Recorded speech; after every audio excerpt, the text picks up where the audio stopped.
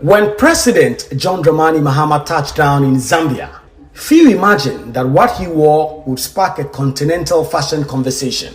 Clad in a dark-colored fugu, the president became the subject of a barrage of comments on Zambian social media, many from users who neither understood the cultural significance of the attire nor cared to research.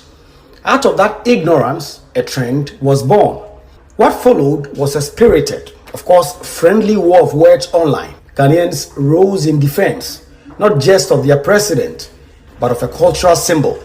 Amid the banter, others seized the moment to market the special nature of Ghana's famed fugu, known simply in English as the smock. Soon, social media timelines were flooded with images, Ghanaians proudly dressed in smocks of every shade and style, turning the mockery into a celebration of identity.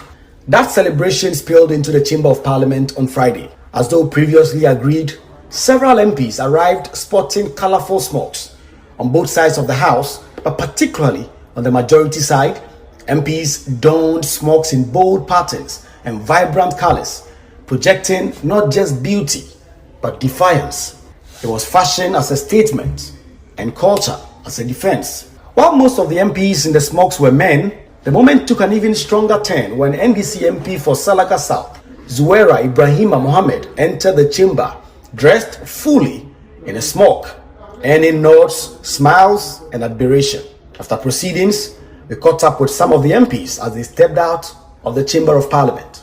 The comment is born purely out of ignorance, for lack of a better word. That should be born out of ignorance, because every cultural setting has their unique way of dressing.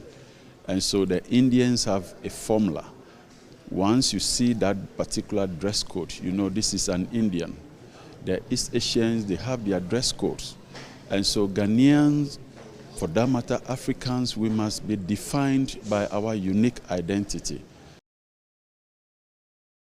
You just have to pardon ignorance and show them what it is. I believe that in no time, they are going to import even our fugu makers to go to Zambia and prepare fugu for sale over there for us. So it's cool. It's cool. This has become like an international trend now. People are talking about it on social media. Do you think there's an opportunity for traders and people who weave these smokes and other things of the country also to catch in on that and then properly market our fugu to the international? Of course, and that is what we are doing. You take advantage of something, even if it comes in a negative way, you try to positive it, you sell it out. It's a matter of branding.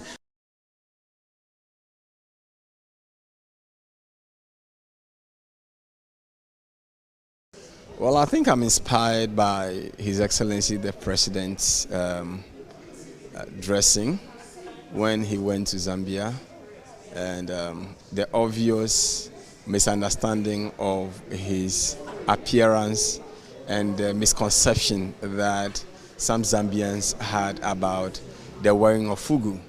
So today I decided to join the President in solidarity to proudly wear my fugu, to show the world how beautiful fugu can be. You know, today we must learn to seize opportunities when we see one. You know, social media is leading the way today. So if you have a situation where the wearing of fugu by the president has sparked a global conversation around the fugu, I believe this is a time that I mean, traditional makers of this dress will take advantage of this.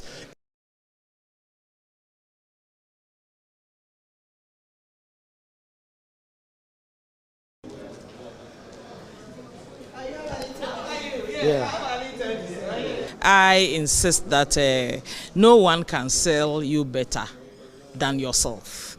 So I'm sure, I don't know if you check my background, you realize I worked at the mission in the UK.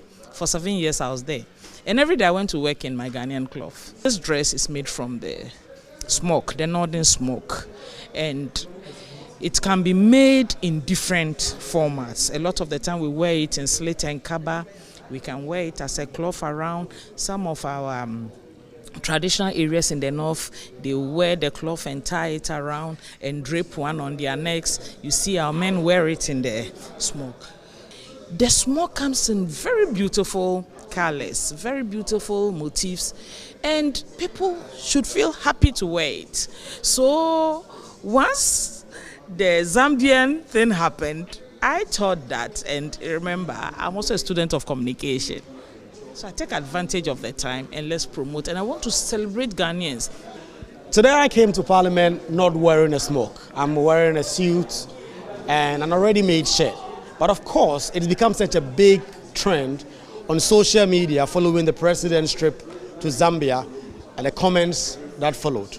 Ghanaians have shown over the past few days that they will represent Ghanaian culture, especially when it comes under attack from foreigners who either do not understand or ignorantly seek to mock the culture of this country.